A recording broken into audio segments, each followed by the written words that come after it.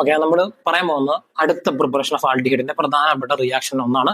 പറയാൻ പോകുന്ന റിയാക്ഷന്റെ പേര് എറ്റാഡ് റിയാക്ഷൻ കേട്ടോ. നേരത്തെ വീഡിയോ കണ്ടിട്ടുണ്ടെങ്കിൽ അതുപോലെ തന്നെ റിലേറ്റ് ചെയ്ത് ഈസി ആയിട്ട് പഠിക്കാൻ പറ്റുന്ന റിയാക്ഷൻ നമ്മുടെ എറ്റാഡ് റിയാക്ഷൻ ഈസിയാണ് കേട്ടോ. അപ്പൊ നോക്കുക, പഠിക്കേണ്ട എങ്ങനെയാണ് ടൊളുവീനെ ബെൻസാൽഡിഹൈഡ് ആക്കി മാറ്റും. മറ്റേ നമ്മൾ പഠിച്ചായിരുന്നു.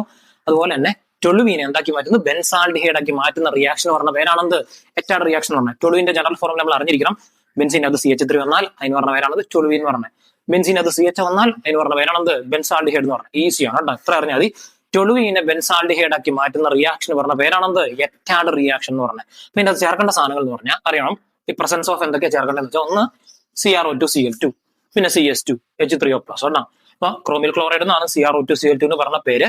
അപ്പൊ CrO2Cl2 CS2 H3O+. H3O+ നിങ്ങൾ ഹൈഡ്രോളിസിസ് എന്നാണ് പറഞ്ഞത്. ഇത്ര പരിപാടി ചെയ്താൽ നമുക്ക് സാധനം കിട്ടും. ഓർത്താൽ മതി. ടൊളുവീൻ എന്തായിട്ട് മാറുന്നു, ബെൻസാൽഡിഹൈഡ് ആക്കി മാറുന്നു. ടൊളുവിന്റെ ഫോർമുല നമ്മൾ പഠിച്ചായിരുന്നു. ബെൻസിന്റെ അത് CH3 എന്ന ടൊളുവീൻ.